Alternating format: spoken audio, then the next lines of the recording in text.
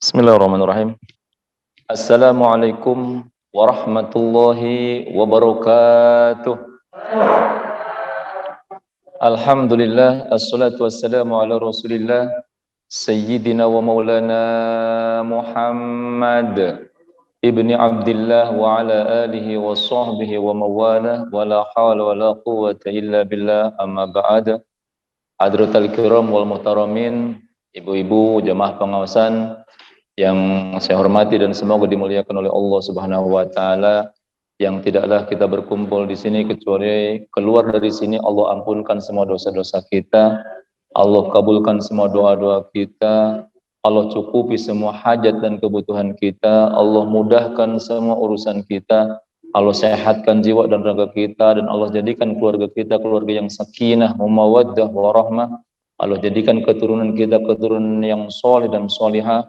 Allah berikan taufik kepada kita untuk istiqamah melaksanakan ibadah sampai akhir hayat kita mendapatkan husnul khatimah. Saat sakaratul maut mampu mengucapkan kalimat terakhir, kalimat thayyibah la ilaha illallah. Hadirin wal hadirat yang dimuliakan oleh Allah Subhanahu wa taala, kita sudah memasuki tahun 1444 Hijriah. Yang mana kita baru saja merayakan daripada tahun baru Islam, dan kita memasuki sekarang tanggal 4 tanggal 4 bulan Muharram. Tanggal 4 bulan Muharram. Muharram adalah salah satu bulan yang dimuliakan oleh Allah Subhanahu wa taala. Dalam Al-Qur'an Allah berfirman, "Inna iddatash syuhuri indallahi 12 syahran fi kitabillah yauma khalaqas samawati wal ard. Minha arba'atun hurum." Sesungguhnya hitungan bulan dalam satu tahun itu adalah 12 bulan. Semenjak Allah ciptakan langit dan bumi, itu sudah langsung Allah ciptakan langit bumi, Allah sudah langsung bikin waktu, bikin bulan. Setahun ada 12 bulan. Dari 12 bulan tersebut ada 4 bulan yang berturut-turut. Ada 4 bulan yang dimuliakan oleh Allah. 3 bulan berturut-turut, yang 1 mencil.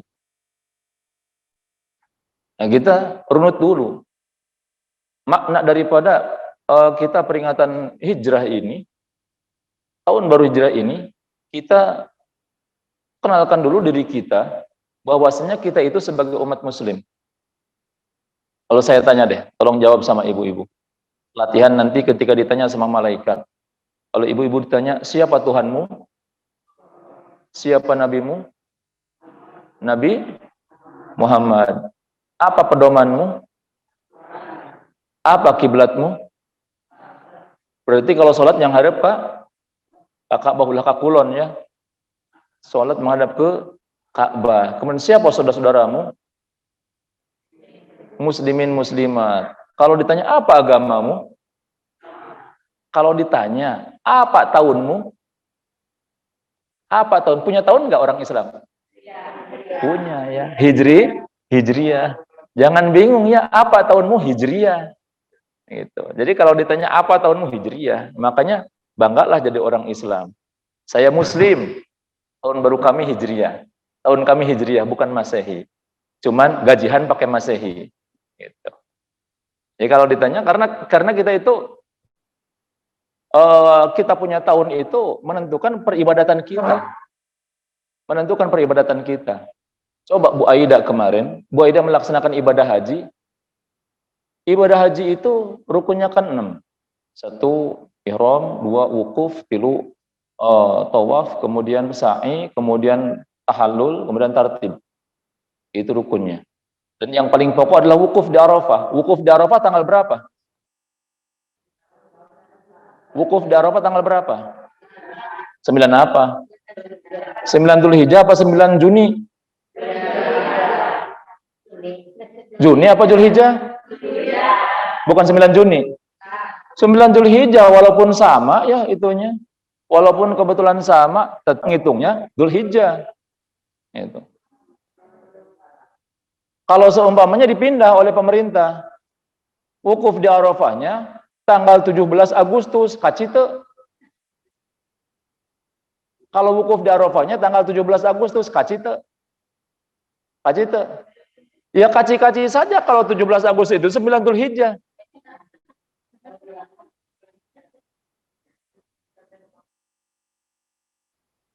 Bu Iyam kepungkur Agustusan di Madinah. Oh.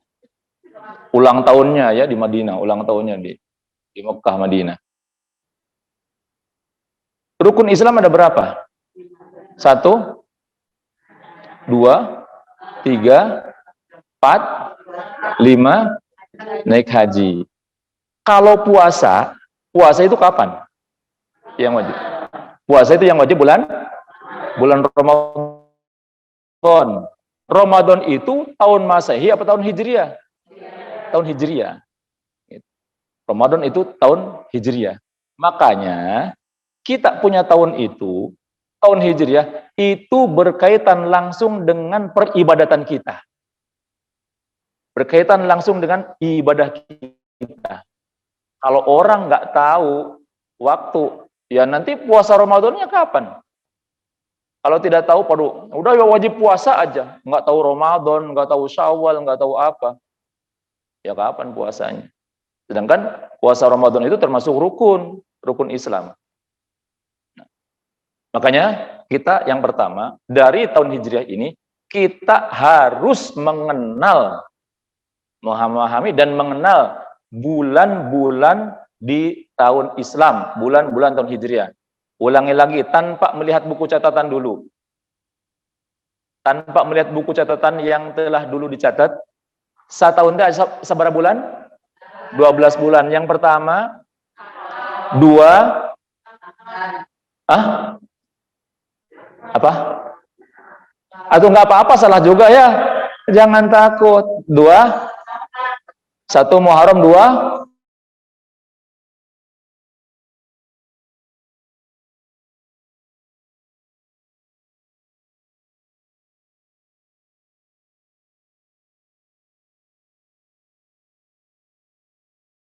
Safar, 3,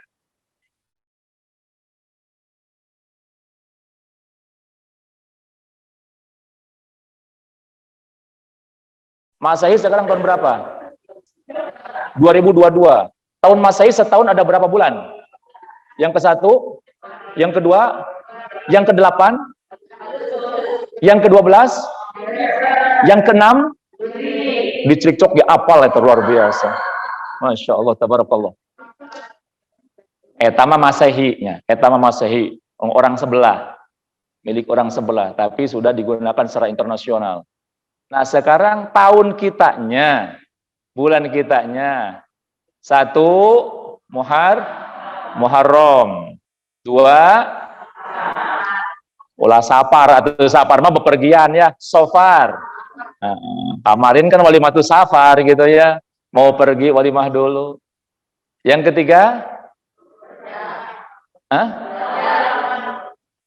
apa? Rojab. Yang ketiga Rojab.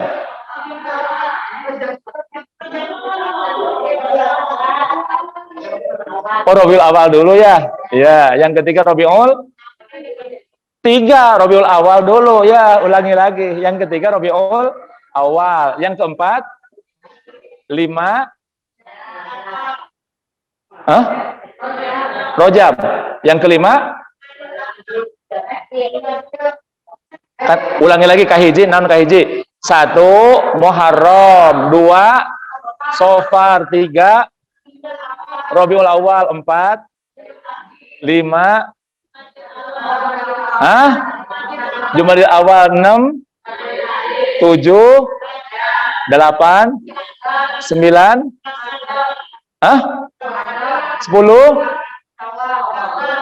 11 Dzulqa'dah, 12 Dzulhijjah.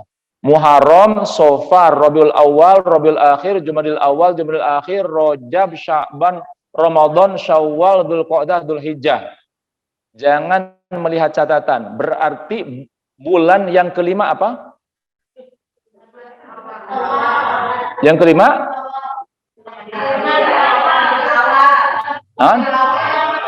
Yang kelima? Jumadil. Yang ke-10?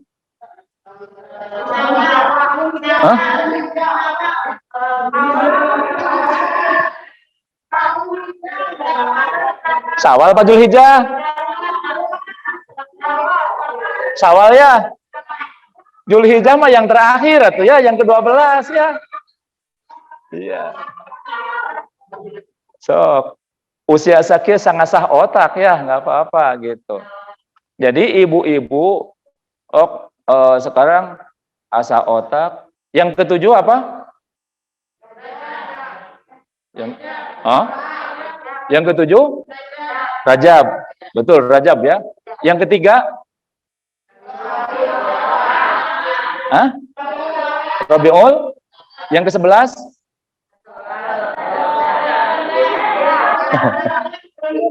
Apa? Dzulhijjah. Dzulqa'dah. Yang ke-11 Dzulqa'dah. Yang ke-9? Ramadan. Yang kedua? Safar. Yang keempat? Rabiul Akhir. Rabiul Akhir atau Jumadil Akhir?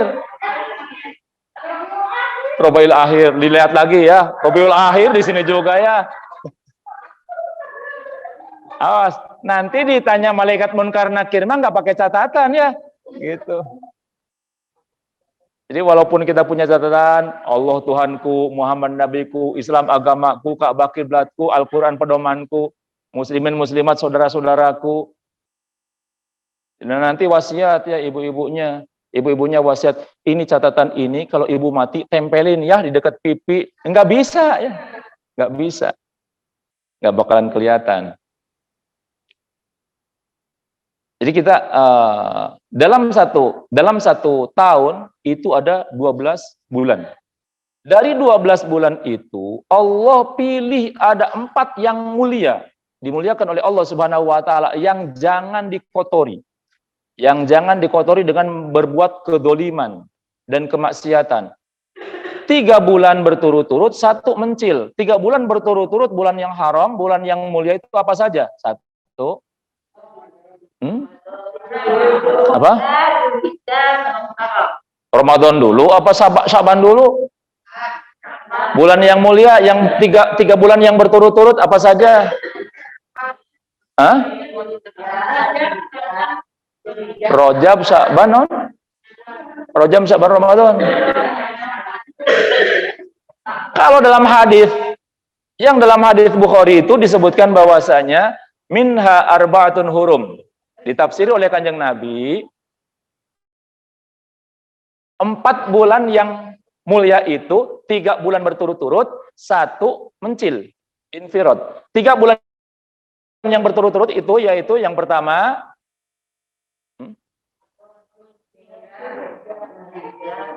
apa? Yang pertama adalah Dzulqa'dah. Marhaban ya hajah. Dah. Ya. Dzulqa'dah, Dzulhijjah, Muharram. Yang mencil bulan Rajab. Wah, jangan di situ tuh, Bojel tuh. Pindah sana. Oh, dekat itu. Sekarang kita udah doain belum Bu Aida? Oh, kita doakan beliau dengan doa yang diajarkan oleh Rasulullah bagi orang yang baru datang haji. Jadi, satu ketika Rasulullah SAW kana gulamun, ada seorang laki-laki datang kepada Rasul. Kemudian dia berkata, "Ya Rasulullah, saya mau pergi haji ya Rasulullah." Kata Rasulullah, silakan berangkat. Kemudian Rasul mendoakan, "Zawwadakallahu taqwa wa ghafara dzambaka wa yassara lakal khaira haitsu ma kunta." Semoga Allah membekalimu dengan ketakwaan, Allah ampunkan dosamu, dan Allah bukakan pintu-pintu kebaikan, mudahkan Allah pintu kebaikan untukmu. Itu ketika berangkat haji. Si laki-laki itu kemudian setelah beres haji pulang. Nah, ketika pulang menemui Rasulullah lagi. Kata Rasulullah kemudian, qabilallahu hajjaka wa ghafara dzambaka wa akhlafa nafaqataka. Semoga Allah menerima hajimu, semoga Allah ampunkan dosamu, dan semoga Allah ganti biaya yang pernah kau keluarkan untuk ibadah hajimu itu. Itu doanya. Udah dibaca belum? Belum. Nah, sekarang Bismillahirrahmanirrahim. Alhamdulillahirabbil alamin. Assalatu wassalamu ala sayyidina Muhammadin. Ya Ibu Hajah Haida, untuk Ibu Haja Aida, qabilallahu hajjaki wa ghafaro dzambaki wa akhlafa nafaqataki. Qabilallahu hajjaki wa ghafaro dzambaki wa akhlafa nafaqataki. Qabilallahu hajjaki wa ghafaro dzambaki wa akhlafa nafaqataki. Wa sallallahu ala Muhammadin walhamdulillahi rabbil alamin. Alhamdulillah. Semoga diijabah oleh Allah Subhanahu wa taala. Dan nanti orang yang berhaji itu mendapat keberkahan doa dari Rasulullah. Rasulullah pernah berdoa secara khusus untuk orang yang haji, Allahumma gfir lil haji waliman istaghfara lahul hajj. Ya Allah, ampunilah orang yang haji dan orang yang dimintakan ampunan oleh orang yang ibadah haji. Jadi ada fasilitas dari Allah, orang yang pulang ibadah haji itu doanya diampuni oleh Allah Subhanahu wa taala. Doanya diijabah oleh Allah Subhanahu wa taala. Siapapun yang dimohonkan ampunan oleh dia akan diampuni oleh Allah Subhanahu wa taala. Maka kita selain kita mendoakan, kita juga sunnah minta doa kepada beliau. Nah, minta didoakan, minta dimohonkan ampunan. Kita yang di sini ada nggak yang nggak punya dosa di sini? Nah, coba mana yang dosanya sedikit? Bu Niki mungkin dosanya sedikit. Oh, bangga banget dosanya banyak. Barangkali gitu dosanya dikit gitu. Jadi dosa kita banyak, ya. Dosa kita banyak. Ada fasilitas. Ini kemurahan dari Allah Subhanahu wa taala. Siapa yang ingin dosanya dimaafkan, selain kita beristighfar kepada Allah, minta dimohonkan ampunan nanti kepada beliau. Nanti di akhir aja. Nanti di akhir aja kita minta satu persatu, minta disebutin namanya, minta dimohonkan ampunan kepada Allah Subhanahu wa taala. Ya Allah, ampuni dosa Pak Ustadz Fitri. Nanti sama beliau gitu. Dan kemudian disebutkan juga bahwasanya al-hajj mustajabud da'wah. Dalam kitab al-hajj Fadailu Ahkam, Sayyid Al-Maliki mengatakan, meriwayatkan satu hadis dari Nabi yang mengatakan bahwasanya al-hajj, orang yang haji itu mustajabud da'wah, diijabah doanya selama bulan Dzulhijjah dan selama bulan Muharram dan selama bulan Safar dan selama 10 hari pertama bulan Rabiul Awal. Selama bulan Dzulhijjah, Muharram, Safar dan 10 hari pertama bulan Rabiul Awal. Itu doanya diijabah oleh Allah Subhanahu wa taala. Makanya kalau dulu itu ada mitos entah apa gitu.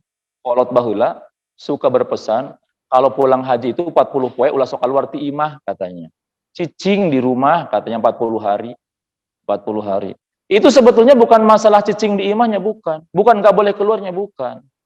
Karena ketika pulang haji itu bahkan bukan 40 hari, hampir 100 hari. Hampir 100 hari. Itu. Jadi intinya itu ketika pulang haji itu doa itu diijabah oleh Allah. Doanya diijabah oleh Allah. Tapi ketika dia keluar rumah, kemudian dia matanya jelalatan, mata yang baru saja mendapatkan ampunan dari Allah, dia kotori lagi dengan melihat aurat, dengan melihat yang tidak halal. Telinga yang baru saja mendapatkan ampunan dari Allah, dia gunakan untuk mendengarkan hal-hal yang haram. Lidah yang baru saja dia bawa diampuni oleh Allah, kemudian dikotori dengan ghibah dan yang lain sebagainya. Itu yang membuat doa tidak diijabah. Itu yang membuat penghalang daripada ijabahnya doa. Makanya secara khusus nanti saya ada pesan ya untuk orang yang baru pulang haji. Pesan untuk orang yang baru pulang haji, ini nggak apa-apa disampaikan di sini juga ya. Nah, nanti kita kalau pulang haji juga harus seperti itu. Yang pertama, jaga Yang pertama, jaga semangat haji, jaga semangat Makkah Madinah. Semangat Makkah Madinah itu apa? Kalau di Madinah, kita nggak mau ketinggalan sholat arba'in, sholat di Masjid Nabawi, nggak mau. Bahkan berangkat ke masjid pun, ya udah, jam 3, subuh itu jam 3 udah berangkat. Gitu. Subuh jam 3, cuman kalau Bu Aida kan dekat, di Sofwah ya, dekat di Sofwah, jadi tinggal turun, langsung masjid. Kalau yang haji reguler, yang kemarin itu di mana itu? Ya, bukan Mahbazin, yang kemarin di apa? Pokoknya jauh lah. Pokoknya jauh dari Mekah, sekitar 5 atau 6 kiloan gitu, pakai bis itu. Jadi berangkat ke masjid itu bukan Ajiziyah. Yang kemarin itu apa ya? Masya Allah. Pokoknya jauh belah gitu. Pakai bis lah. Pakai bis itu. Pakai bis, jadi berangkat ke masjid itu ada jam 3, setengah 3, bahkan jam 2. Jam 2 berangkat ke masjid. Nah, kita jaga itu semangat ibadah itu jaga. Jangan sampai di Mekah rajin sholat, rajin ibadah, rajin tilawah Al-Quran, rajin zikir. Kalau di sini mah malas lagi, jangan sampai seperti itu. Jadi jaga. Yang kedua, jaga kemurnian ibadah. Jangan sampai dihancurkan. Jangan sampai dihancurkan dengan apa? Dengan maksiat, dengan kezaliman, yaitu dengan yang paling utama itu adalah menjaga lidah ya, menjaga lidah. Jangan gibah membicarakan kejelekan orang lain di sana. Kita punya teman males, molor aja umpamanya di sana, mentang-mentang di sofa, mentang-mentang kasurnya empuk, tidur aja kalau berangkat kalau udah adzan baru kacai, baru kadang-kadang sholatnya di hotel gitu. Kadang-kadang sholatnya di hotel, cuman turun dari hotel di pelataran hotel, kan nyambung juga ke Masjid Haram. Sholatnya cuma di situ aja. Diomongin sama kita. Si itu mah, di situ teh, males, tidur aja. Ini jangan ngomongin kejelekan orang. Nah, karena kalau kita ngomongin kejelekan orang, pahala haji kita dikasihkan sama orang itu. Sama yang kita omongin. Boleh kita cerita ya, boleh kita cerita. Tapi jangan cerita yang jelek-jelek. Cerita yang bagus-bagus. Kebaikan orang lain ceritakan. Kebaikan kita, ya sebaiknya boleh diceritakan, boleh tidak. Dan ini masuk ke poin yang ketiga, jaga keikhlasan. Jangan hancurkan dengan ria. Karena ria itu ada di awal, di tengah, dan di akhir. Sebelum pelaksanaan haji bisa ria. Ketika sedang melaksanakan haji bisa ria. Ketika setelah juga bisa ria. Makanya jaga itu. Karena setan itu nggak diem ya. Setan nggak diem. Jadi jangan jaga dari ria. Boleh kita cerita karena ini juga dianjurkan oleh Allah. Wa amma bi ni'mati rabbika fahadits. Adapun dengan nikmat dari Tuhanmu maka ceritakan. Nikmat dari Tuhanmu maka ceritakan. Nah, catatannya dalam tafsirnya disebutkan bahwasanya dengan catatan tidak ada ria. Menceritakan amal itu boleh dan dianjurkan dengan catatan tidak ada ria. Kalau ada ria, maka jangan diceritakan. Nah, khususnya orang yang baru pulang ibadah haji, kalau mau cerita tentang pengalaman ibadah di sana, jangan cerita kecuali niatnya adalah tahadduts bin nikmah dan niatnya memotivasi orang supaya ada keinginan untuk berangkat haji atau berangkat umroh, ziarah ke tanah suci. Jadi catatannya, kalau kita cerita, itu niatkan bahwasanya agar orang itu termotivasi untuk melaksanakan ibadah haji, ibadah umroh, ziarah ke tanah suci Makkah dan Madinah. Itu catatannya. Jangan sampai ada perasaan supaya orang itu wah terhadap kita, Masya Allah, kagum terhadap kita. Jangan sampai ada pikiran semacam itu. Kalau ada terbesit sedikit aja pikiran itu, mending diem. Jadi kalau mau cerita silahkan.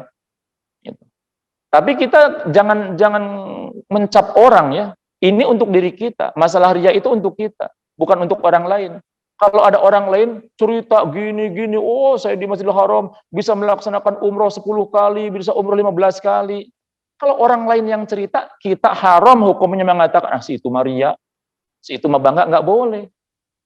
Menghukumi orang lain ria, menghukumi orang lain ujub, menghukumi orang lain sombong, nggak boleh. Itu urusan dia. Kita nggak tahu. Ini mah hanya untuk pribadi kita saja. Jadi ngaji bab hati itu adalah untuk mengukur kita udah ikhlas apa belum. Kalau ada orang lain yang seperti itu, nggak boleh, haram kita mencap orang lain ria. Walaupun ada orang yang datang ke masjid, kemudian sedekah 1 juta, tolong umumkan ini dari saya. Nggak boleh kita mengatakan, si eta Maria, ayah sedekah pengen diumumkan. Jangan, nggak boleh. Mungkin dia niatnya memotivasi orang, agar orang juga mau sedekah. Bisa jadi seperti itu. Kita harus husnudon, berpositif thinking. Selalu berhusnudon kepada orang lain. Jadi itu catatannya, 3 hal. Jaga semangat Makkah Madinah, kemudian jaga dari ghibah, dan 3, jaga hati dari riya. Itu saja. Silakan cerita yang dengan tujuan adalah memotivasi orang untuk bisa datang ke Makkah dan Madinah, untuk ziarah ke sana. Karena kalau kita bercerita, kemudian ada orang yang termotivasi dengan cerita kita, kemudian dia ada keinginan untuk berangkat ke Makkah, ke Madinah, maka kita akan mendapatkan pahalanya. Akan mendapatkan pahala dari ibadah dia. Baik, kita ulangi lagi, kita lanjutkan lagi, bahwasanya tadi disebutkan bahwasanya Muharram itu salah satu bulan yang dimuliakan oleh Allah Subhanahu wa taala. Yang di bulan Muharram ini bahkan ada satu hari yang istimewa. Ada satu hari yang istimewa dalam bulan Muharram ini, yang bahkan istimewanya itu bukan hanya di kalangan kita muslimin, tapi non-muslim juga, orang-orang terutama, orang-orang yang beragama samawi, seperti Kristen, seperti Nasrani ataupun Yahudi, mereka juga sama memuliakan hari itu, yaitu tanggal 10 bulan Muharram yang disebut dengan hari Asyura. Asyura, cekolot bahel mah sura, bulan sura cenah ge. Makanya kan orang dulu mah kadang-kadang hitung teh sura, sapar, mulud, badal mulud, sawal mulud, jumadil awal, jumadil akhir, rajab, rewah, puasa, bada, hafid, rayagung. Nah, ada yang seperti itu ya. Ada ya hafid ya dulu mah ya. Gitu ya. Iya, orang dulu mah gitu, sura, sapar, mulud, sawal mulud, jumadil awal, jumadil akhir, rajab, rewah, puasa, bada, hafid, rayagung. Gitu. Jadi kalau kita mah Muharram, Safar, Rabiul Awwal, Rabiul Akhir, Jumadil Awal, Jumadil Akhir, Rajab, Sya'ban, Ramadan, Syawal, Dzulqa'dah, Dzulhijjah. Kalau orang yang belum ke pengajian mah nggak apa-apa, hitungannya seperti tadi nggak apa-apa. Kalau yang sudah ke pengajian mah ya udah rubah, kita ganti kepada nama-nama Islamnya. Nama-nama Islamnya seperti itu. Baik, di tanggal 10 bulan Dzulhijjah, di tanggal 10 bulan Muharram yang dikenal dengan hari Asyura, ini adalah hari besar bagi seluruh umat yang beragama samawi. Hampir semua umat yang beragama samawi yang memiliki nabi yang diutus oleh Allah itu mengagungkan tanggal 10 bulan Dzulhijjah atau hari Asyura. Karena disebutkan dalam hadis bahwasanya hari Asyura itu tanggal 10 bulan Dzulhijjah itu adalah hari di mana Allah banyak menerima taubat, menyelamatkan dan memberikan kemuliaan kepada nabi-nabi dan umat sebelum umatnya Nabi Muhammad. Contoh seperti Nabi Adam. Nabi Adam itu diciptakan oleh Allah Subhanahu wa taala, langsung dimasukkan ke dalam surga. Dan Nabi Adam dipersilakan, silakan makan, minum, apapun yang kau mau, lakukan di surga. Enggak ada larangan. Bebas di surga, nikmati silakan di surga. Kecuali satu, jangan deketin pohon ini. Hadhihi syajarah. Bahkan Nabi Adam Kemudian Nabi Adam merasa kesepian, Allah ciptakan pendamping, yaitu Siti Hawa. Seorang wanita Siti Hawa. Nah kemudian, Nabi Adam itu, kata Allah, jangan mendekati pohon ini. Tapi kemudian ternyata Nabi Adam tergoda oleh iblis, sehingga Nabi Adam melakukan kesalahan, dalam tanda kutip, melakukan satu kesalahan, yaitu dengan memakan buah khuldi itu, dengan memakan buah yang dilarang oleh Allah Subhanahu wa Ta'ala. Dan akhirnya Nabi Adam karena melakukan satu kesalahan diusir oleh Allah dari surga. Diusir ke bumi. Marah Allah, diusir Nabi Adam dari surga. Adam, seorang nabi, soleh, taat, cuman punya dosa satu. Dosanya cuman satu. Sekali dalam seumur hidupnya, satu kali seumur hidupnya dosanya. Diusir dari surga. Lah kita, nabi juga bukan, wali juga bukan, sahabat Nabi juga bukan, amal sedikit, dosa lebih dari satu ya. Kita mah lebih dari satu dosanya. Mungkin 2, mungkin 3, mungkin 10, mungkin lebih juga, bahkan banyak ya. Lebih banyak dari itu. Ke surga juga belum pernah, surga juga belum tahu, pengen ke surga. Kalau bahasa orang Citampa mah nipak atuh ya gitu. Nah, jadi makanya tapi kita pengen ke surga. Nggak apa-apa. Kita mah wali bukan, nabi juga bukan, ke surga juga belum pernah. Para nabi juga enggak gitu. Saudara juga ke nabi juga enggak kita mah ya. Gitu. Cuman kita pengen ke surga. Nggak apa-apa, silakan minta surga kepada Allah Subhanahu wa Ta'ala. Cuman kita ke surganya kita itu ingat bukan dengan amal. Tapi kita ke surga itu dengan rahmatnya Gusti Allah. Dengan rahmatnya Gusti Allah.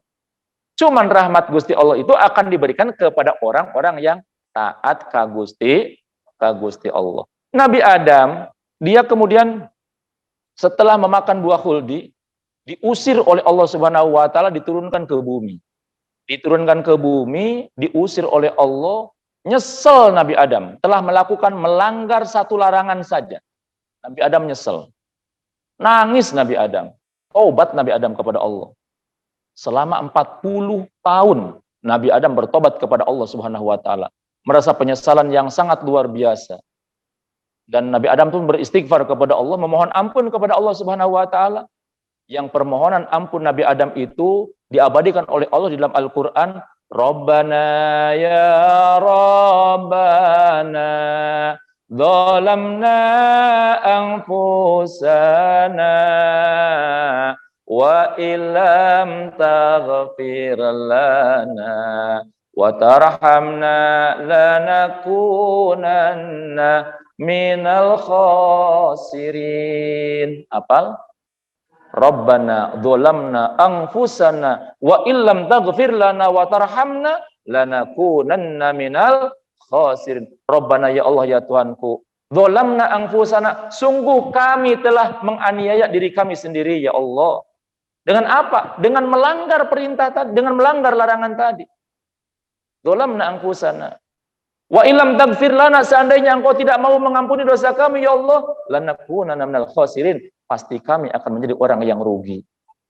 40 tahun Nabi Adam beristighfar kepada Allah, mohon ampun kepada Allah Subhanahu wa Ta'ala hanya karena satu dosa. Kalau dibilang dosa ya, karena ini sunatullah juga, memang rencana Allah. Kalau dibilang kesalahan, hanya menangisi satu kesalahan. 40 tahun Nabi Adam beristighfar, bertobat kepada Allah. Baru setelah 40 tahun Allah menerima taubatnya Nabi Adam. Dan Allah ketika menerima taubatnya Nabi Adam itu terjadi pada tanggal 10 bulan Muharram atau yang dikenal dengan hari Asyura. Kemudian yang kedua, diantaranya lagi yang Nabi Yunus. Nabi Yunus alaihissalam. Nabi Yunus seorang nabi, orang soleh, orang baik, rajin ibadah, orang taat kepada Allah Subhanahu wa Ta'ala. Nabi Yunus berdakwah kepada kaumnya. Didakwahi kaumnya, cuman kaumnya itu bandel banget. Kaumnya Nabi Yunus bandel banget. Sampai, wahai kaumku, janganlah kalian kufur terhadap Allah Subhanahu wa Ta'ala. Kalau kalian kufur, maka kalian akan ditimpa azab oleh Allah Subhanahu wa Ta'ala. Takut saya nanti ada azab kepadamu. Kata kaumnya, wahai Yunus, Jangan nanti. Kalau memang benar, sekarang aja azabnya turun. Mana azab, mana azab? Oh, bilang azab, azab, azab Allah. Mana azabnya? Sok, kalau memang benar. Digitukan Nabi Yunus. Maka Nabi Yunus, beliau merasa, ya kaum tek kieu teuing. Akhirnya Nabi Yunus, dalam tanda kutip, beliau kemudian berputus asa. Iya mah geus teuas hatena. Ini mah sudah keras kepala, ini mah mungkin sulit mendapatkan hidayah. Saya mau pergi dari sini, mau mencari satu kaum yang mungkin dengan saya dakwahi, mereka akan bisa menerima dakwah saya.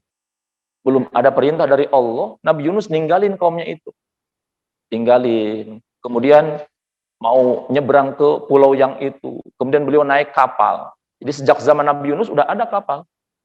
Bahkan sejak zaman Nabi Nuh ya udah ada kapal. Nah, naik kapal.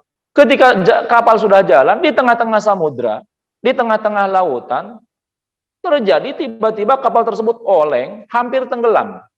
Dan menurut ahli perkapalan saat itu, mereka menganggap bahwasanya ini ada salah satu penumpang yang membawa sial, yang membuat kapal menjadi ini. Maka harus ada satu penumpang yang dilemparkan ke laut, yang dibuang. Akhirnya diundi, begitu diundi, kemudian begitu keluar, Yunus yang keluar. Kata orang-orang, atau jangan Yunus, kasihan Yunus mah orang baik. Dimasukin lagi, koclok lagi, diundi lagi, dibuka, Yunus lagi. Kemudian, jangan Yunus, masukin lagi, kasihan Yunus mah orang baik. Koclok lagi, keluar, Yunus lagi. Akhirnya karena beberapa kali diundi yang keluar Yunus terus, akhirnya mereka dengan terpaksa, mereka putuskan bahwasanya Yunus harus dilemparkan ke laut. Akhirnya dilemparkanlah Yunus ke laut. Dilemparkan dari atas, gejebur ke laut. Begitu gejebur ke laut, Allah perintahkan kepada Hud, kepada ikan Nun untuk mencaplok dan menelan Yunus. Ditelan mentah-mentah. Kata Allah, ikan Hud, telan Yunus. Ditelanlah Yunus, ditelan, tapi enggak digael ya, enggak dikunyah, enggak. Kalau digael, kalau dikunyah ribet itu urusannya. Jadi tugas dari Allahnya hanya untuk ditelan saja. Akhirnya ditelan, masuk ke dalam perutnya Hud, kepada perutnya ikan. Begitu masuk ke perut ikan tersebut langsung menyelam ke bawah. Menyelam ke bawah ke dasar laut yang paling dalam. Maka salatu dzulumat, 3 kegelapan dialami oleh Yunus saat itu. Gelapnya malam hari udah gelap. Kemudian gelapnya di dalam perut ikan. Udah gelap lagi. Dibawa lagi telem ke bawah. Telem teh apa? Tenggelam apa tilalap ya? Telem ya mah. Menyelamnya, dibawa lagi menyelam oleh si ikan Hud tersebut ke bawah ke dasar, entah berapa kilometer itu. Berapa ribu meter ke dalam lautan. Dan disebutkan bahwasanya si ikan tersebut dia berkeliling selama 40 hari berkeliling samudra. Semua samudra itu terlewati oleh si ikan tersebut. Ya mungkin udah lewat ke Pangandaran juga ke sana gitu. Pokoknya dilewati semua. Dan kemudian Nabi Yunus ketika berada di dalam perut itu dia baru nyadar, ya Allah benar abdi teh salah. Saya salah ya Allah. Kenapa saya berputus asa? Belum ada perintah dari Allah. Kok kenapa saya meninggalkan kaum saya? Di situ Nabi Yunus nyadar. Setelah beliau nyadar dengan kesalahannya, kemudian beliau beristighfar kepada Allah, mohon ampun kepada Allah, beliau bertasbih kepada Allah. La ilaha illa anta subhanak inni kuntu minadh dhalimin. Nabi Yunus seperti itu. La ilaha illa anta subhanaka inni kuntu minadh dhalimin. Tidak ada Tuhan selain Engkau ya Allah. Maha suci Engkau ya Allah. Inni kuntu minadh dhalimin. Sungguh saya termasuk orang-orang yang zalim ya Allah, orang yang melampaui batas ya Allah. Nangis Nabi Yunus kepada Allah Subhanahu wa taala. Merintih terus tidak ada hentinya. La ilaha illa anta subhanak inni kuntu minadh dhalimin. La ilaha illa anta subhanak inni kuntu minadh dhalimin. Setelah beberapa hari, ternyata rintihannya Nabi Yunus ini didengar oleh para malaikat yang ada di langit. Kemudian malaikat bertanya kepada Allah, ya Allah, ini tasbihnya siapa ya Allah? Sungguh sangat mengharukan ya Allah, sungguh sangat menyedihkan ya Allah. Rintihan siapa ini ya Allah? Kok suaranya bisa sampai ke langit yang ketujuh ya Allah? Nanya malaikat kepada Allah Subhanahu wa taala dengan berkahnya tasbih la ilaha illa anta subhanak inni kuntu minadh dhalimin. Allah katakan, oh itu tasbihnya daripada hambaku yang bernama Yunus bin Matta. Kemudian, ya Allah, emangnya kenapa dia ya Allah? Yunus sekarang sedang berada di dalam perut ikan. Diazab, ditegur, berada di dasar laut, di dalam perut ikan karena melakukan kesalahan. Ya Allah, kasihan sekali dia ya Allah. Sungguh sangat merinding daripada tasbihnya ini ya Allah. Ya Allah, ampunkan dosa dia ya Allah. Terimalah tobat dia ya Allah. Kemudian rekesnya malaikat itu diterima oleh Allah Subhanahu wa taala. Doanya Nabi Yunus yang membuat para malaikat memohonkan ampunan kepada Allah Subhanahu wa taala di langit. Kemudian akhirnya setelah 40 hari Allah pun kemudian membuat si Hud, membuat si ikan tersebut punya penyakit mah, ujuk-ujuk nyeri beteng. Si ikan itu ujuk-ujuk nyeri beteng. Mules gitu ya, sakit perut. Tapi mual. Mules tapi mual. Akhirnya si ikan tersebut, aduh, saya mual mau muntah nih. Jangan muntah di dalam laut deh. Saya mau ke pinggir aja. Akhirnya si ikan itu menuju ke pinggir. Itu kan ikan gede banget. Ikan dasar lautan. Sebetulnya kalau sekarang mah nggak bisa ke pinggir. Di kedalaman sekian nggak bisa. Tapi itu ya qadarullah. Si ikan tersebut terus naik terus ke pinggir basisir. Setelah dekat ke pantai, dia kemudian mualnya semakin jadi, sehingga ibu nuker nyiram gitu. Mualnya semakin jadi, akhirnya dia porolo muntah, begitu muntah ngacleng Yunus ngacleng ke pinggir. Begitu Yunus ngacleng ke pinggir, berada di berada di pantai yang mana pantainya itu qadarullah, di situ ada pohon-pohon kecil. Yang ketika Yunus jatuh ke situ empuk. Tapi Yunus 40 hari 40 malam nggak makan. Tapi dia hidup dan lemes dia. Dan nggak bisa apa-apa. Nangkarak aja nggak bisa apa-apa, cuman renghap gitu. Ngap-ngapan. Dan Allah yang Maha pemberi rizki. Allah Maha memberi rizki. Allah jadikan ada kijang ya, ada kijang baru saja melahirkan. Kijang itu baru saja melahirkan. Kemudian dia tinggalkan anaknya, dia jalan menuju Nabi Yunus, kijang itu. Dengan diilhamkan oleh Allah, si kijang tersebut kemudian menuju kepada Nabi Yunus. Kemudian setelah dekat dengan Nabi Yunus, dia letakkan pentil susunya itu ke mulutnya Nabi Yunus. Nabi Yunus yang lagi itu, yang merem gitu, nggak berdaya, ada yang nempel, akhirnya terbuka ininya, mulutnya, kemudian dengan ilham dari Allah, kemudian dia pun ngemut nyusu karena kijang. Nyusunya nggak pakai gelas, nggak pakai botol, langsung nyusunya langsung. Maka kalau ada Nabi Yunus kan udah aki-aki ya, udah tua gitu. Kalau ada aki-aki yang suka nyusu langsung kepada kijang atau kepada sapi, sanadna ayat dari Nabi Yunus berarti ya. Gitu. Dan Allah menyelamatkan Nabi Yunus dari perut ikan itu. Allah nyelamatin Nabi Yunus dari perut ikan itu terjadi pada tanggal 10 bulan Dzul Muharram ya. Jangan nuturkan kalau salah mah. Ayo. Sanajan Ustad kalau salah mah jangan turutan ya. Benerin ya.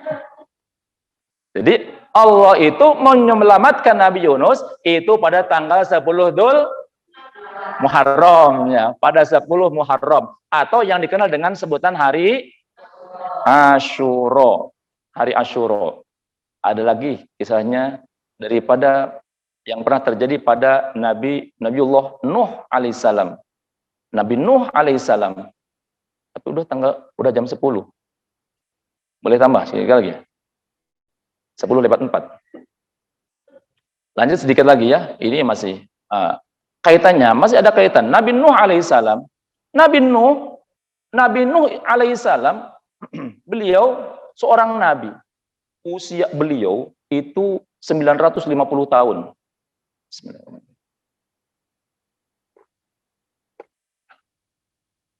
Usia beliau 950 tahun, beliau berdakwah selama 900 tahun.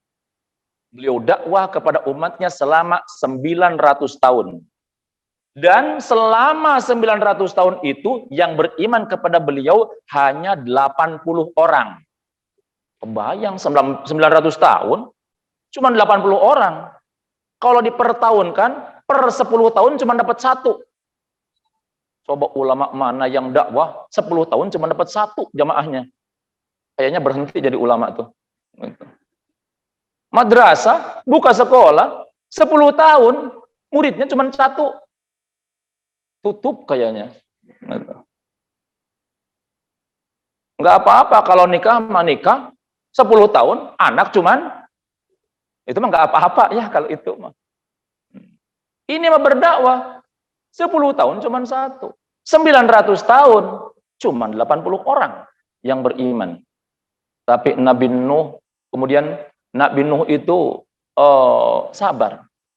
Dan Nabi Nuh disebutkan dalam Al-Quran, ketika Nabi Nuh berdakwah, ceramah di hadapan jamaahnya, ceramah di hadapan umatnya, ketika berdakwah kepada hadapan umatnya, maka mereka menutup kepada adaihim, menutup kepada telinga-telinga mereka. Jadi kalau Nabi Nuh sedang menasihati umatnya itu, ditutup serapat-rapatnya. Cicing gandeng tuh, radio butut, kok kayak gitu. Apaan dengerin ceramah non-profit, nggak menghasilkan apa-apa. Ceramah aja. Emang warak dengerin ceramah? Enggak. Emang dengerin ceramah dapat uang? Enggak. Gitu. Kecuali kalau ceramah dapat uang, mungkin rame, mungkin diterima. Umpamanya di As-Sakinah diumumkan, siapapun yang ikut kajian di sini, maka nanti pulangnya dikasih 2 jutaan umpamanya. Kira-kira pada datang enggak ya? Rame mual. Rame kayaknya Maya. Penuh semua. Kira-kira yang dari luar Bojong juga kayaknya ada ya. Gitu. Mungkin dari Cirebon juga pada datang ke sini. Nggak bakalan nyukup di sini. Padahal datang ke pengajian itu lebih tinggi daripada sekedar uang 2 juta, 10 juta, 100 juta. Demi Allah, nanti pada akhir hayat kita akan diperlihatkan oleh Allah Subhanahu wa taala keutamaan hadir di majelis taklim. Nah, orang-orang umatnya Nabi Nuh itu, mereka ketika Nabi Nuh ceramah, mereka tutup telinga-telinga mereka. Pokoknya kurang ajar. Nabi Nuh dikatakan Nabi Nuh gila dan yang lain sebagainya. Bahkan bukan hanya orang lain, anaknya sendiri, anak cikalnya, anak paling gede, itu ingkar kepada Nabi Yunus, kepada Nabi Nuh, ingkar. Kan'an itu, sampai Kan'an, saya mah malu punya bapak kayak begitu, malu punya bapak kayak Nuh. Bapak saya mah stres, bapak saya mah gila, gitu. Ngajak-ngajak apa Tuhan apaan, gitu. Makanya dia kumpul aja sama orang-orang kafir. Jadi si Kan'an mah kumpulnya sama orang kafir. Makanya gini, bapaknya soleh, nggak ngejamin anaknya jadi soleh. Ibunya soleh, nggak ngejamin anaknya jadi soleh. Tergantung pergaulannya. Lihat gaulnya sama siapa. Kalau lihat gaulnya sama orang-orang kafir, jangan salahkan. Kalau nanti anak-anak seperti Kan'an. Nah, ini sudah ada potret. Nah, sampai akhirnya Nabi Nuh bermunajat kepada Allah, ya Allah, saya punya umat begini-begini amat, ya Allah. Itu udah keterlaluan, udah kebangetan. Kalau memang mereka tidak mau masuk Islam, ya Allah, udah azab aja mereka. Nabi Nuh sampai minta gitu kepada Allah. Ya udah, kata Allah, wahai Nuh, kau bikin perahu, bikin kapal. Kapal itu apaan ya Allah? Kapal itu kendaraan yang ngangkleng di atas air. Ngangkleng apa bahasa Indonesianya ya? Ngambang, ya, mengapung di atas air. Yang ngapung di atas air. Oh, buatnya dari apa ya Allah? Ya dari kayu. Kayunya dari mana ya Allah? Dari pohon. Pohonnya di mana ya Allah? Nanam dulu, kata Gusti Allah. Bukan pohon yang sudah ada. Akhirnya Nabi Nuh nanam pohon. Nah, ini adalah pelajaran untuk kita bahwasanya di dalam dakwah itu ada proses. Harus sabar. Ngurus anak jangan pengen baru ngurus, baru ngadidik sebentar langsung jadi soleh. Bandel dulu anaknya. Ya proses sabar kita ngurus. Gitu. Ada proses apapun. Pengen suami soleh, ya kitanya harus sabar dulu. Ayonan heula. Nanti juga lama-lama insya Allah kalau kita sabar dan selalu memohon kepada Allah, nanti pasti Allah yang akan mensolehkannya. Baik anak, suami, ataupun yang lainnya, istri, ataupun yang lainnya. Nabi Nuh seperti itu. Akhirnya setelah itu, kemudian setelah gede, kemudian ditebangin, kemudian dibikin kapal Nabi Nuh. Nabi Nuh, paling hanya dengan berapa orang. Gitu. Bikin kapal. Setelah kapal itu selesai, kapal itu hampir selesai, udah hampir selesai, orang-orang kan nanya, Nuh, itu kamu mau bikin apa? Bikin kapal. Kata orang-orang, Nuh, kamu gila ya? Ini daratan, Nuh, nggak ada laut di sini mah. Kenapa kamu bikin kapal? Ini saya diperintah sama Allah, gitu aja. Memang kamu itu sarap, Nuh, itu kata orang-orang. Akhirnya semakin dicemooh Nabi Nuh. Dan akhirnya ketika kapal sudah hampir jadi, kemudian orang-orang di sana itu saking kurang ajarnya, mau melecehkan kepada Nabi Nuh, mereka bikin pengumuman, kita nanti kalau buang hajat, buang kotoran, ke kapalnya Nuh aja. Nah buat apa atuh kapal di tempat itu, di daratan, di hutan, bikin kapal di hutan, buat apa? Akhirnya mereka pun berbondong-bondong. Setiap buang hajat, setiap buang kotoran, itu naik ke kapalnya Nabi Nuh. Nongkrong, pagi-pagi nongkrong, dapat 3 tumpuk, pulang. Itu nongkrong setiap pagi, setiap sore, setiap malam. Akhirnya penuh kapal dengan kotoran manusia. Ini dalam sejarahnya seperti itu. Penuh dengan kotoran manusia. Sampai Nuh geleng-geleng kepala, nangis Nabi Nuh. Ya Allah, ini udah kebangetan, ini umat saya ya Allah. Kata Allah, udah biarin aja Nuh, nanti juga dibersihkan sendiri oleh mereka. Kemudian sampai ada orang, saking bencinya, kufurnya, ingkarnya, aki-aki kolot pisan. Aki-aki udah kolot, buta pisan dia itu, buta. Udah pakai itek, dia kemudian berusaha pengen melecehkan Nabi Nuh. Dia naik ke atas kapal itu. Dia pengen buang hajat, pas dia nongkrong, pengen buat hajat, dia terpleset, jatuh dia ke bawah. Jatuh, wajahnya masuk ke kotoran itu. Begitu dia, aduh, kemudian dia bangkit. Begitu bangkit, qadarullah, matanya yang tadinya nggak bisa melihat, bisa melihat. Dia bisa melihat. Begitu dia bisa melihat, dia membersihkan diri. Kemudian, saya bisa melihat, itu. Kemudian dia pulang lulumpatan. Tadi orang buta, pakai itu, pulang lulumpatan. Ditanya sama orang, kek, kamu kok bisa melihat ya? Iya, saya udah bisa melihat. Kok berobat dari mana? Kok paten amat, manjur amat? Ini kita juga punya penyakit nih, saya juga mau berobat. Dari mana? Dari kapalnya Nuh, tuh masih banyak katanya. Masih banyak di kapalnya Nuh.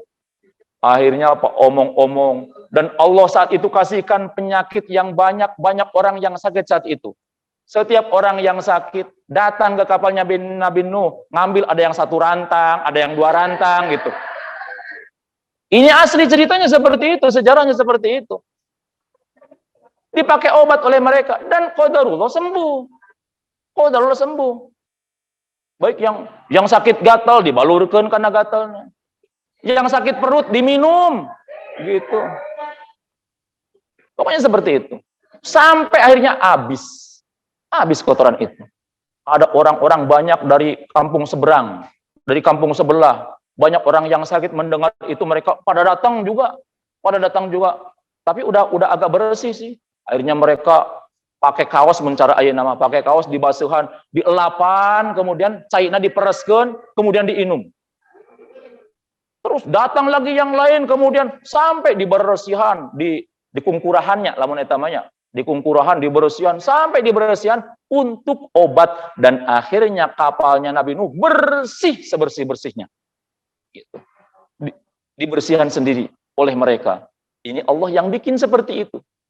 Nah, kemudian pada satu ketika mereka terus dengan keingkarannya, dengan kekufurannya, sehingga satu ketika kemudian, wahai kaumku, ayo pada naik ke kapal karena akan terjadi banjir.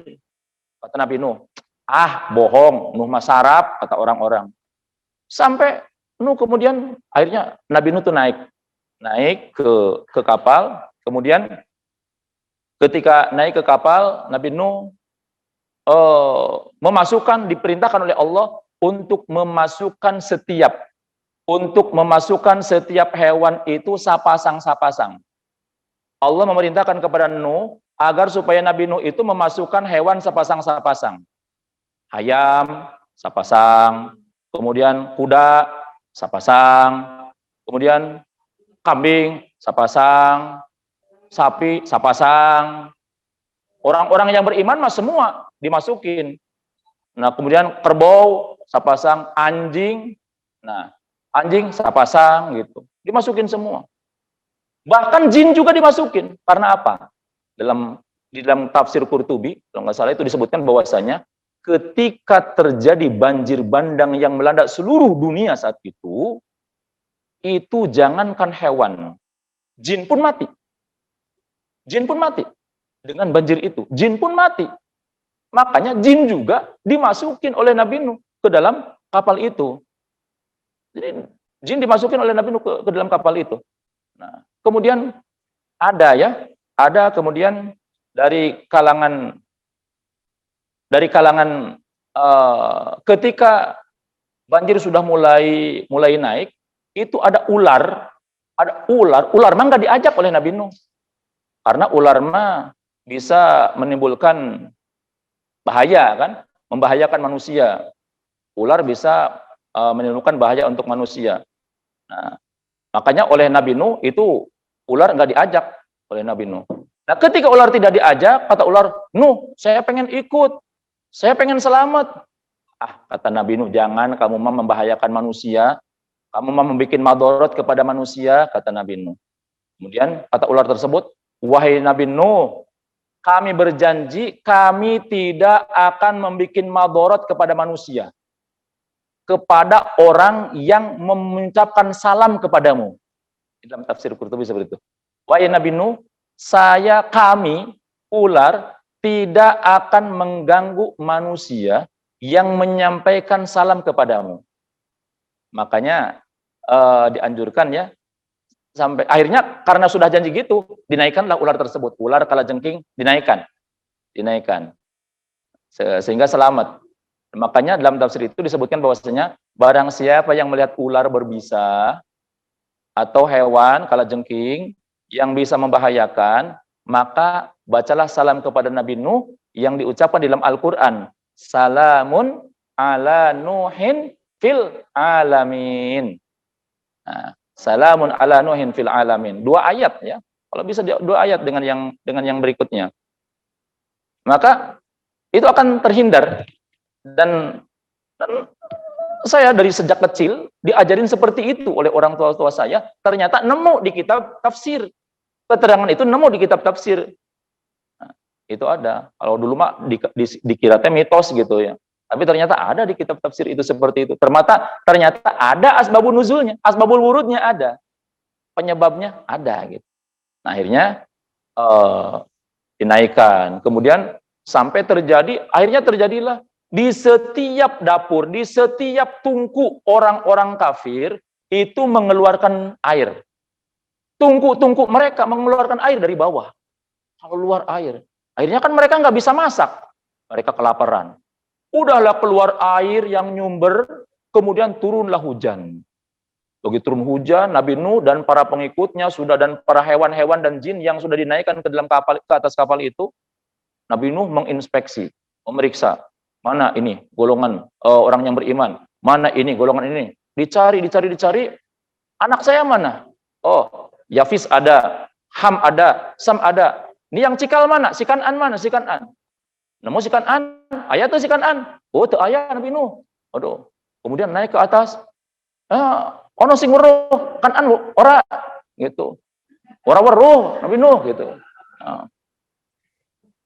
Kemudian naik ke atas, begitu naik ke atas geladak, kelihatan Kan'an di sana beserta dengan orang-orang kafir.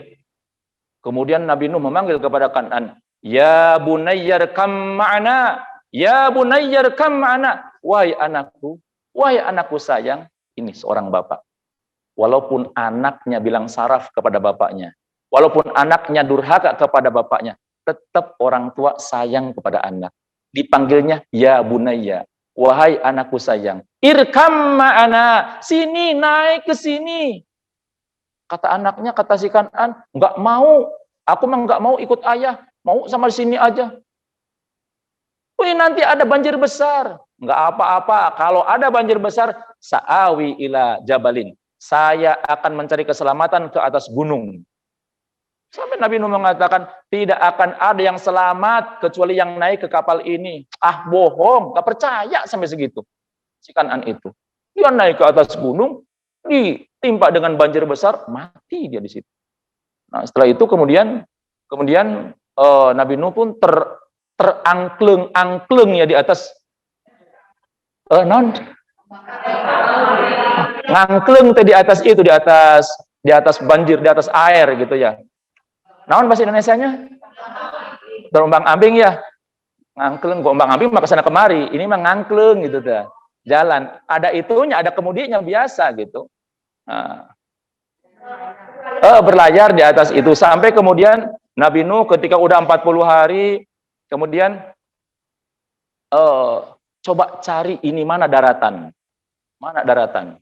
Dicarilah daratan dan apa namanya? Ketika di atas layar itu kan butuh makan, orang-orang butuh makan. Ada yang punya beras, dihijikeun jeung jagong, dihijikeun jeung bolen, dihijikeun jeung apa? Dimasak, disatukan supaya kebagi semua, jadi disatukan airnya yang banyak. Maka dijadikanlah bubur. Gitu. Makanya orang-orang kolot baheula gitu ya. Kalau tanggal 10 bulan Muharram sok nyieun aya istilah bubur sura katanya. Bubur sura eta ti zaman Nabi Nuh itu. Cuman tidak ada syariatnya di kita itu. Suka bikin bubur sura tafaulan dengan keselamatan Nabi Nuh dan para pengikutnya. Itu bubur sura itu dari situ gitu. Nah, kemudian kalau yang nggak biasa mah nggak usah bikin bubur sura. Udah mie ayam aja gitu ya. Ganti bubur suranya dengan mie ayam atau mie baso gitu. Nah, kemudian Nabi Nuh ketika sudah 40 hari stok makanan udah hampir habis, Nabi Nuh memerintahkan kepada Gagak, "Wahai Gagak, kau terbang cari daratan." Di mana daratan? Kita akan berlabuh.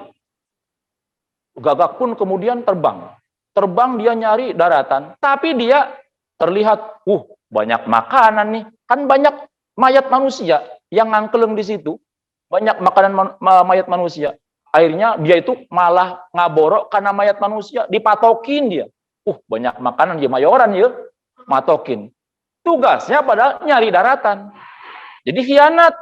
Gagak mah cek Nabi Nuh, Gagak mah teu nurut, khianat Gagak mah.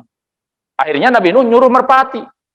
Wahai merpati, coba cari daratan. Merpati pun terbang, nyari daratan. Jadi kalau merpati menurut, sampai sekarang merpati menurut, nyari daratan, ada. Setelah ada, laporan kepada Nabi Nuh. Nabi Nuh sebelah sana ada daratan. Nah, akhirnya itulah merpati. Merpati mah jadi sampai sekarang nurut ya, bisa diingu ya, bisa nurut. Dan merpati itu sebagai simbol apa ya? Simbol janji suci ya, janji setia. Karena memang merpati mah setia. Merpati lalaki mah setia ya. Merpati. Bener. Coba merpati kawinkeun. Saminggu bedi keketkeun, geus keket. Hiberkeun ka ditu. Ada merpati cewek yang lebih cantik, nggak bakalan selingkuh merpati mah. Pasti balik lagi ke sini lagi. Sok dikieukeun ieu anu kabogohna teh gitu, pasti balik lagi. Mau terbang kemanapun, lihat pasangannya pasti balik lagi. Nggak bakalan selingkuh dengan tetangga, bakalan demi Allah merpati mah. Insya Allah. Jadi merpati laki-laki mah, yang laki-laki mah merpati itu adalah setia ya, gitu. Itu mah merpati, tapi ya, mah merpati.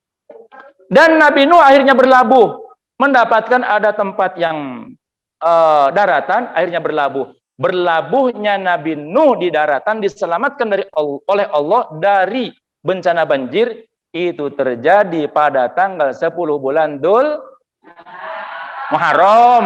Muharram. Bener nama. Pada tanggal 10 bulan Muharram. Masih banyak lagi. Masih banyak lagi diantaranya Nabi Musa diselamatkan dari kejaran Fir'aun. Kemudian juga Nabi Ibrahim diselamatkan dari kobaran api. Itu terjadi pada tanggal 10 bulan Muharram. Nah sekarang sebagai penutup, apa yang harus kita lakukan di tanggal 10 bulan Muharram atau hari Asyura?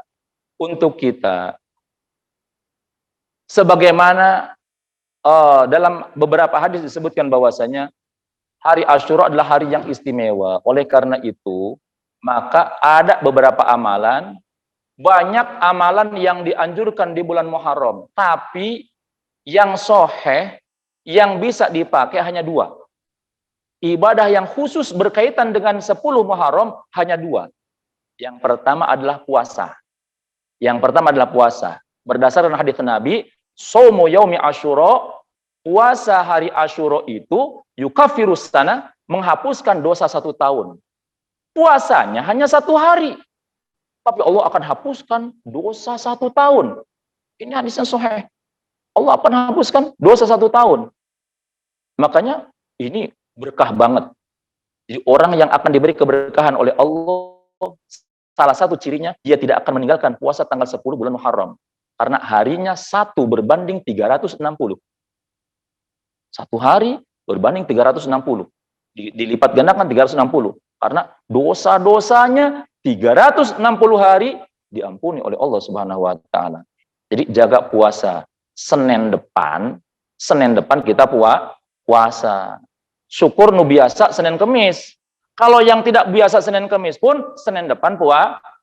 Cuman kata Nabi, karena 10 Muharram atau hari Asyura itu juga diperingati oleh bukan hanya orang-orang Islam, Yahudi puasa, Nasrani juga puasa. Di tanggal 10 bulan Muharram itu, maka kita khalifu al-Yahud, selisihi orang-orang Yahudi, orang-orang Nasrani, selisihi orang-orang kafir. Kita puasa di tanggal 10 bulan Dzulhijjah bukan karena Yahudi, tapi karena contoh dari Kanjeng Nabi. Dan selisihi dengan cara apa? Dengan cara kita tambah puasanya. Jangan tidak 10-nya saja, tapi tambahi juga tanggal 9-nya. 9, 10. Sampai Nabi mengatakan, "Lau, seandainya saya hidup sampai tahun depan, saya akan puasa di tanggal 9-nya juga." Cuman Nabi wafat sebelum itu. Nah, kalau umpamanya tanggal 9-nya nggak keburu puasa, berarti kalau tanggal 10-nya hari Senin, tanggal 9-nya hari apa? Minggu Ahad. Ahad ya. Jadi kita hari Ahadnya kita puasa hari Ahadnya. Kalau Ahadnya nggak puasa, Senin kita puasa tetap. Tambah Selasanya puasa 10, 11, 9, 10 atau 10, 11. Kalau 9, 10, 11 boleh nggak? Boleh banget. Istimewa kalau itu mah. 9, 10, 11. Itu istimewa. Jadi yang pertama adalah puasa. Yang kedua, tausiatun alal iyal. Ngabungahkeun keluarga. Ngabungahkeun keluarga, memberikan keleluasan kepada keluarga. Suami yang biasanya kalau hari-hari biasa ngasih nafkah ke istrinya sehari cuman 50.000, cuman 100.000, khusus untuk tanggal 10 bulan Dzulhijjah, kasih hadiah bungahkeun istri, embohan, bukan embohan, lipat gandakeun. Biasanya 100.000, 500.000 untuk hari Asyura. Jadi, kalau yang ada tuntunannya, kalau mau ngasih hadiah, kado ke istri, itu bukan pada hari milad, bukan. Bukan milad, bukan. Uyo mah milad, baik dikasih kado, dipangmelikeun baso pas milad. Gitu, dikasih kado. Kalau mau ngasih ke istri, yang dapat pahala secara khusus, yang mendapatkan cinta dari Allah secara khusus, ada anjurannya secara khusus, yaitu di tanggal 10 bulan Muharram. Di tanggal 10 bulan Muharram atau hari Asyura. Makanya nanti bilangin sama suami-suami bahwasanya Pah, nanti hari Asyura Senin. Bawa jalan-jalan dong ke toko macan atau ke toko manggis, ya. Ibu-ibu kalau dibawa jalan-jalan ke toko manggis atau toko macan mau? Mau jalan-jalan aja ya, gitu. Ya cuma jalan-jalan aja. Udah jalan-jalan, lihat gitu, udah lihat, bagus-bagus. Mah pulang yuk. Ya udah, ayo gitu. Ngabungahkeun, itu asli. Nabi mengatakan, "Man wassa'a 'ala iyali yaum Asyura." Barang siapa yang memberikan keleluasan kepada istrinya di hari Asyura, maka Allah akan beri keluasan dia rizkinya sepanjang tahun itu. Berkah demi Allah, berkah. Nabi yang janjikan kepada ini. Jadi dari Asyura sok berikan keleluasaan, tambahin itunya, bahagiakan pasangan. Bahagiakan pasangan. Kalau suami ngebahagiaan kepada istri dengan ya materi, ya ngasih kalung lah, nggak usah gede, cuma 1 on cukup, udah. Nah, atau dibawa ke itu. Nah, sekarang kalau istri ngebahagiain suami, caranya apa ya? Yang sekiranya suami itu seneng gitu, bahagia itu, apa gitu ya? Gitu. Itu dikembalikan ke suami masing-masing ya. Suami masing-masing. Suami saya mah senengnya dipangadamalkeun cilor umpamanya ya. Atau dibikin apa gitu ya. Yang bikin suami seneng apapun gitu. Atau kepada anak, pokoknya kepada keluarga, kepada orang tua. Nah, itu saja yang bisa disampaikan. Kita tutup dengan kita mohon kepada Allah agar supaya semoga Allah memberkahi kepada pertemuan kita kali ini, dan Allah berikan kita panjang umur dalam keadaan berkah, dimudahkan pintu-pintu kebaikan untuk kita sekalian, tambah usia, tambah banyak taat kita, tambah kita bisa menjauhi daripada perbuatan dosa dan maksiat, dan semoga Allah berikan keistiqomahan kepada kita dan kita diberikan husnul khotimah oleh Allah Subhanahu wa taala, dan bisa melaksanakan amalan-amalan di hari Asyura dan hari-hari berikutnya. Allah berikan husnul khotimah, Allah kumpulkan kita di surganya Allah Subhanahu wa taala. Aku qouli hadza, kita tutup bersama-sama dengan baca hamdalah dan doa kafaratul majlis. Alhamdulillahirabbil alamin. Subhanakallahumma wa bihamdika asyhadu an la ilaha illa anta astaghfiruka wa atubu ilaik. Wassalamualaikum warahmatullahi wabarakatuh.